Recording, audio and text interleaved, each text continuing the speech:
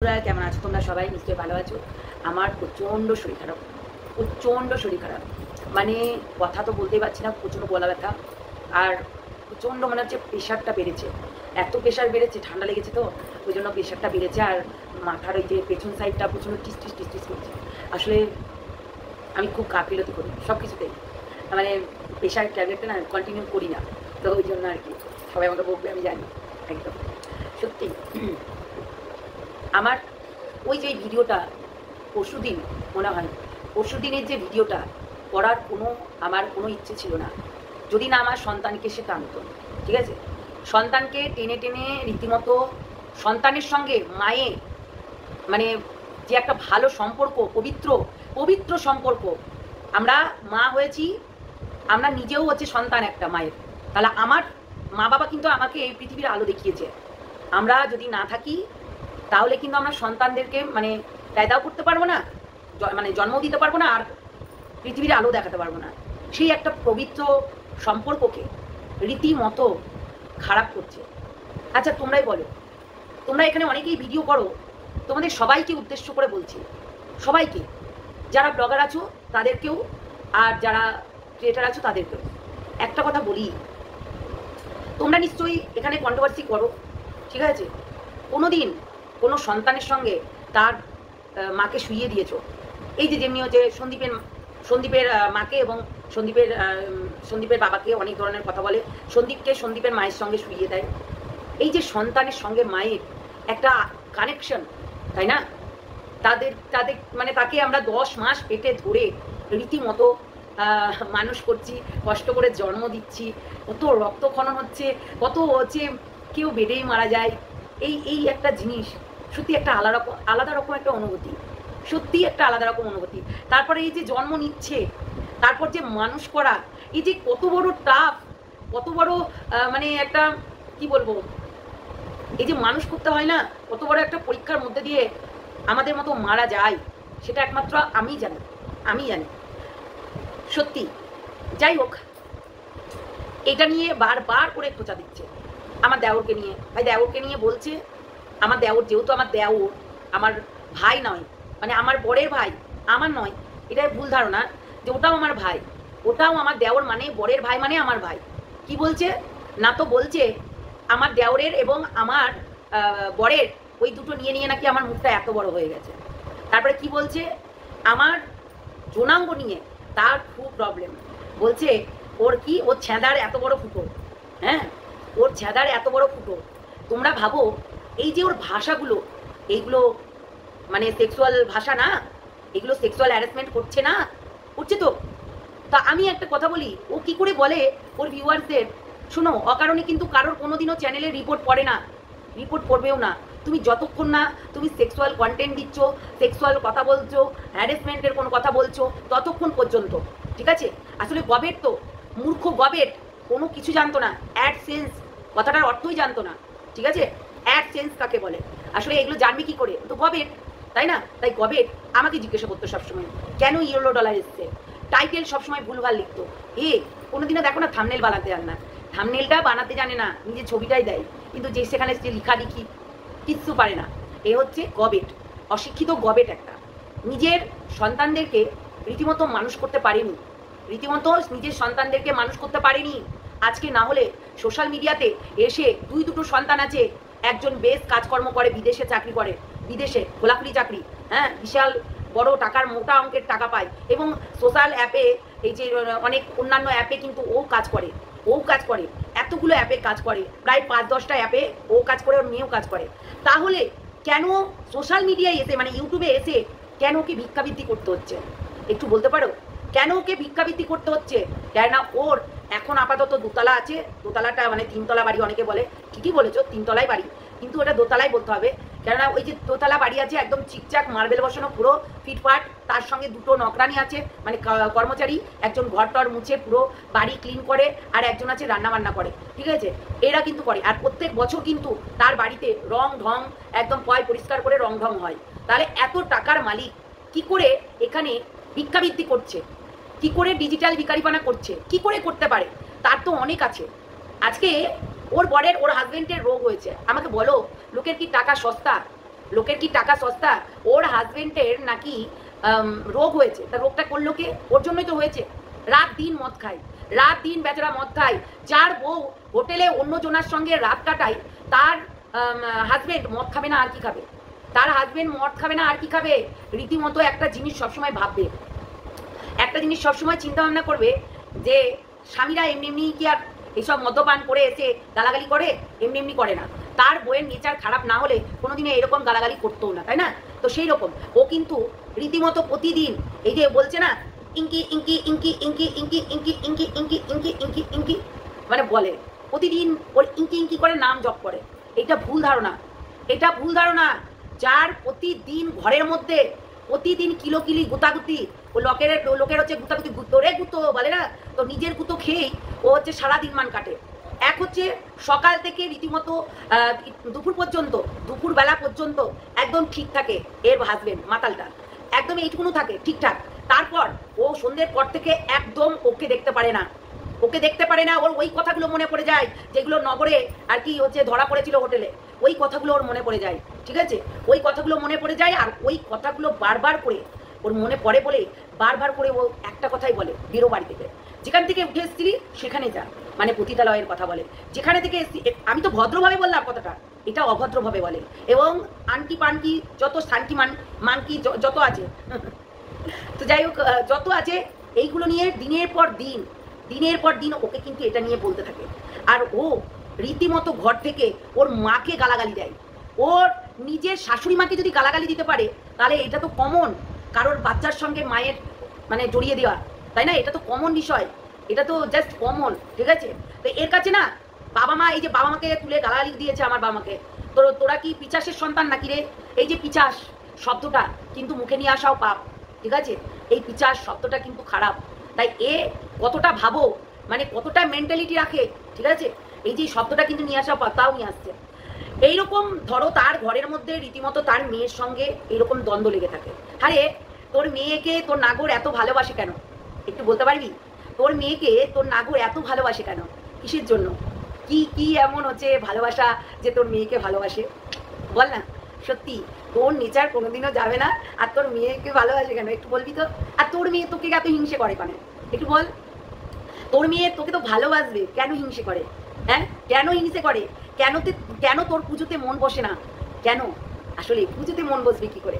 সন্দীপ যে ওকে লাথি মেরেছে, সন্দীপের সঙ্গে যেটা করতে চেয়েছিল সিক্রেট রুমে। আচ্ছা বলো তো, যদি আমাদের কোনো, আমরা কাউকে সন্তান ভাবি, আমরা কাউকে যদি ভাই বলি কিংবা তাকে সন্তান বলি, তাহলে তাকে কি গায়ে পিঠে হাত বোলাবো? সে যদি একদম একটা পুরুষ মানুষ হয়, মানে একটা বাচ্চা ছেলে ঠিক আছে, একটা বাচ্চা ঠিক আছে, কিন্তু একটা পুরুষ মানুষ যে কিনা তারও একটা সন্তান আছে, তার রিসেন্ট বউ পালিয়ে গেছে, তাকে আমরা কি করে জড়িয়ে ধরতে পারি, কি করে টাচ করতে পারি? সন্দীপ ওর দিকে ঘুরেও তাকায় না, ও নিজেও বলেছে সন্দীপ ওর দিকে কিন্তু ঘুরেও তাকায় না। এটা কিন্তু মারাত্মক কথা। এই ইগনোরটাই কিন্তু ওর কাছে ও সহ্য হয়নি, এই ইগনোরটাই কিন্তু ওর কাছে সহ্য হয়নি।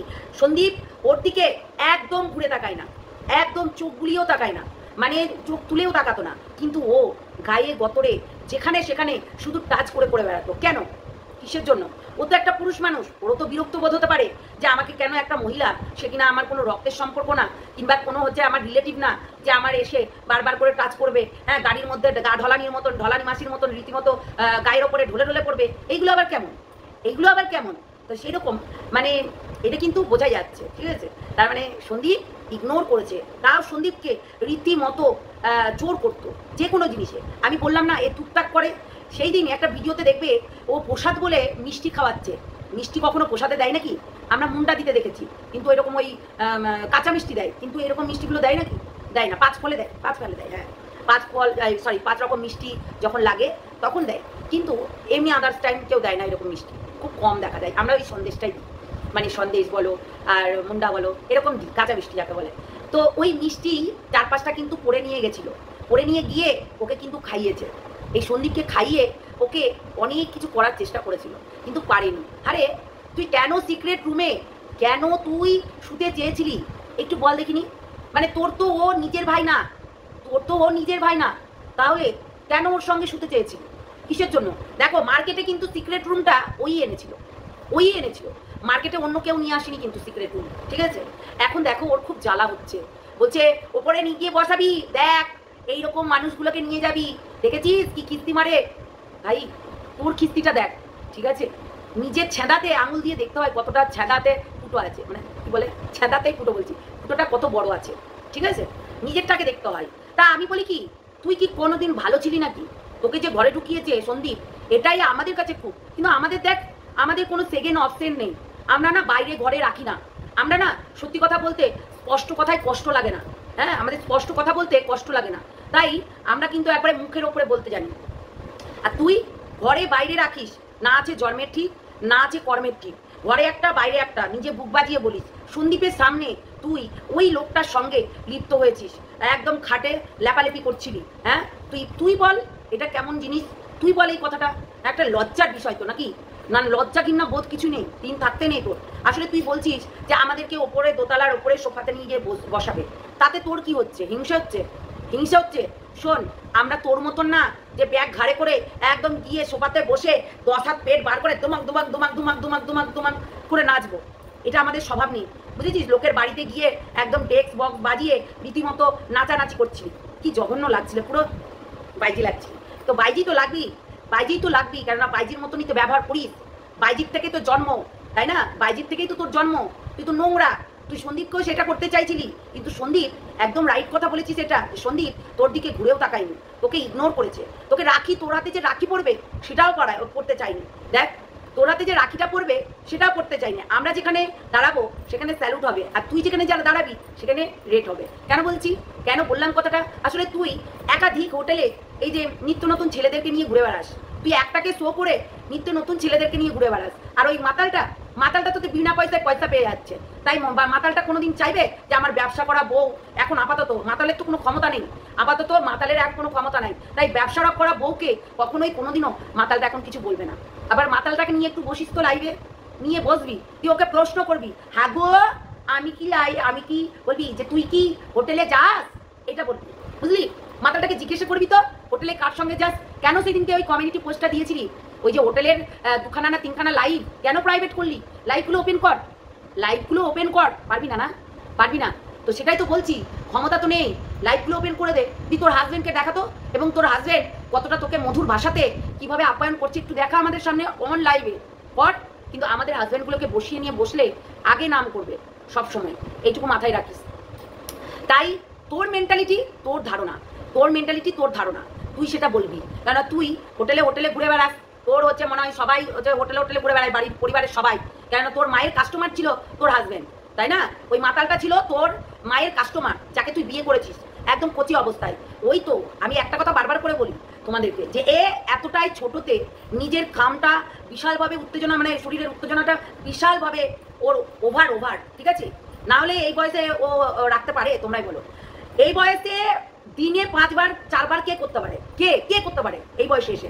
এত বয়স হয়েছে, 55 বছর বয়স হয়ে গেল, সরি 45 বছর বয়স হয়ে গেল, তাহলে এই 45 বছর বয়সে কার 5বার করে দিনে দরকার হয়? মানে যখনই হোটেলে যায় না 5বার লাগে, 5বার সারা দিন, মানে শুধু 5বার ওকে মানে ড্যাশ, বুঝেছো? তাহলে তোমরা এটা বলো যে এই হচ্ছে জিনিসগুলো কোথা থেকে আসে? ওর ছোট থেকে এটা রোগ বলতে পারো, এক একজনের আছে। আমি খবরে দেখছিলাম, আজকে খবরে দেখছিলাম যে ওর উত্তেজনাটা এতটাই পরিমাণে উত্তেজনাটা বেশি যে প্রতিটা ছেলেকে দেখলেই ও তার থাকতে ইচ্ছা করতো। একটা খবরের চ্যানেলে দেখছিলাম যে প্রতিটা ছেলেকে তাই দেখলেই ওর থাকতে ইচ্ছা করতো। সেম এও তাই, বুঝলে?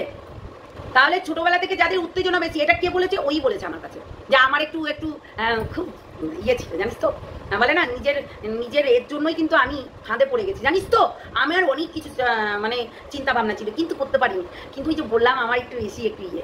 তাহলে বলো যে ও ছোট দুটো বাচ্চাকে রেখে ও হোটেলে যাওয়া, ও 3 মাস লোকের হচ্ছে কোথায় যেন বাড়ি ভাড়া নিয়ে থাকা, ঠিক আছে? এইগুলো কিন্তু ও করে বেরিয়েছে, এটা কিন্তু বলতেই হবে। আরও অনেক কিছু যেগুলো ও নোংরামি করে বেরিয়েছে। আজকে ওর বিয়ে দিয়েছে এই কারণেই, ওর মা ভেবে নিয়েছিল যে দেখো কাস্টমারের সঙ্গে কেন দিয়েছে, অনেকের প্রশ্ন যে কাস্টমারের সঙ্গে কেন বিয়ে দিয়েছে, ওই একটাই কারণে যে ওর উত্তেজনা বেশি ছিল। এইবার সেই রকম ভালো ছেলে পাচ্ছিল না, সবাই তো ওখানে আসে, চা খায় আর ভাতটা ফেলে দিয়ে পয়সা দিয়ে চলে যায়, তাই না?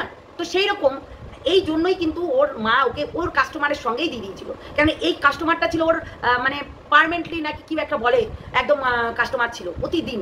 বুঝতে পারলে? সেই জন্য এই কাস্টমারটার সঙ্গে কিন্তু বিয়ে দিয়ে দিয়েছে। এই কম না, আজকে এই যে কথাগুলো বলতে পারছে, আমার সন্তানকে নিয়ে আগে খোঁচাখুচি ও করেছে, আমি কিন্তু করিনি। দেখো এই কাস্টমার কী সব বলতে যাচ্ছি, তো আগে ও করেছে, আমি কিন্তু করিনি। ও আগে বলেছে, আমি কিন্তু বলিনি। সন্দীপের কথাটা ও বললো যে আমি আমার দিকে ও তাকায় পর্যন্ত নি, একদমই তাই। ও ইগনোর করেছে, কিন্তু তুই গায়ে হাত দিয়েছিস, এটা তো বলতেই হবে। কতটা নোংরা দোগলা দেখো। আবার ও নাকি আমাকে উঠিয়েছে, ও নাকি আমাকে চ্যানেল বড় করিয়ে দিয়েছে, ও নাকি আমার চ্যানেল বড় করিয়ে দিয়েছে, আমাকে নাকি রাস্তা দেখিয়েছে।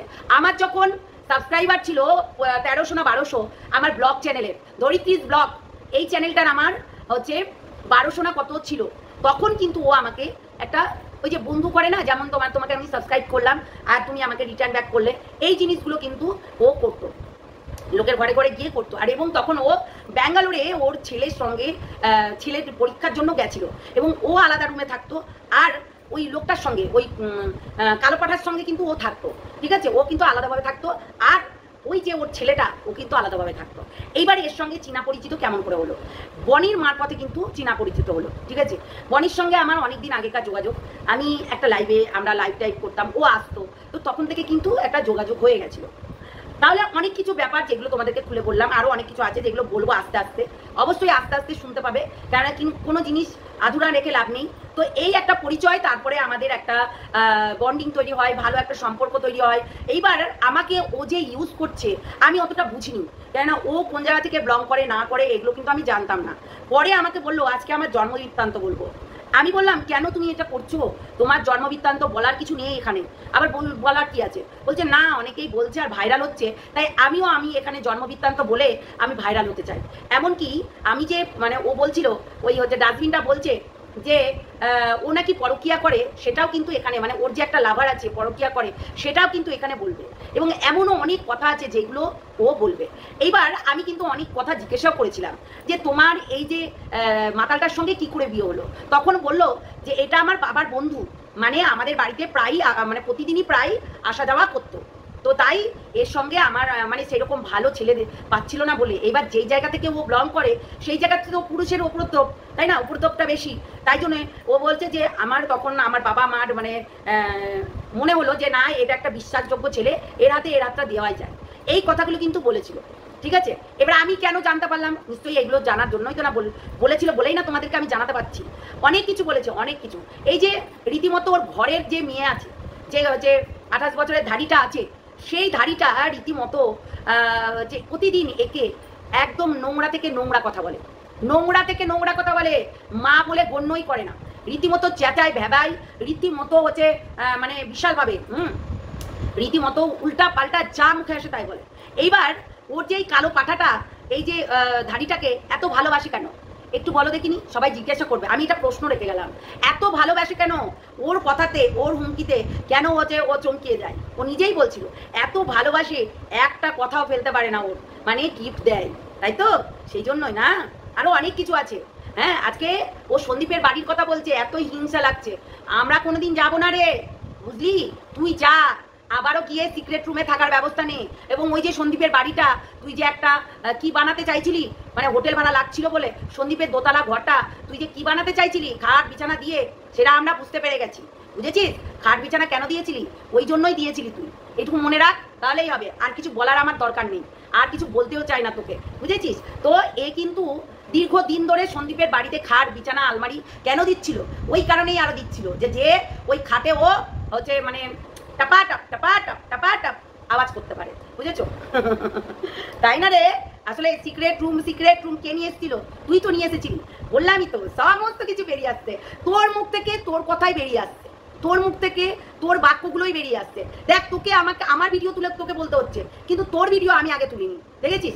দেখ, তুই লাইভে বলেছিলি, তাই আমি লাইভের গুলো আরো অনেক আছে ওর লাইভে প্রতিটা মানুষ দেখতে পাচ্ছিল এবং বলছিল ধরিত্রী তোমার সন্তানকে নিয়ে বাজে কথা বলছে, আমি আর কানে নিতে পারলাম না, তাই আমি ওর লাইভ থেকে বেরিয়ে আসলাম, একদম নট ইন্টারেস্ট করে দিয়েছি। আমার লাইভে এসে কিছু মানুষ আমাকে সম্মানের সহিত কথা বলে, তারা এসে বারবার করে লিখছিল, সেদিনকে তারা এসে আমাকে লিখছিল, আমি কিন্তু যাইনি তোর লাইভে। কিছু হয়তো আমার সামনে আসতে একটু টুম করে দেখে নিলাম, ব্যাস তুই যেটা বলছিলি সেটাই। তাছাড়া বাদবাকি প্রত্যেকটা মানুষ সত্যি কথা বলতে এর জিনিসগুলোকে ইগনোর করে এবং হোয়াটসঅ্যাপে আমাকে স্ক্রিন রেকর্ডিং করে দিচ্ছে না, কারণ আমি তাতে যদি মানে মাথাটা আমার গরম হয়ে যায়, যাই জন্য লিখে দিচ্ছে।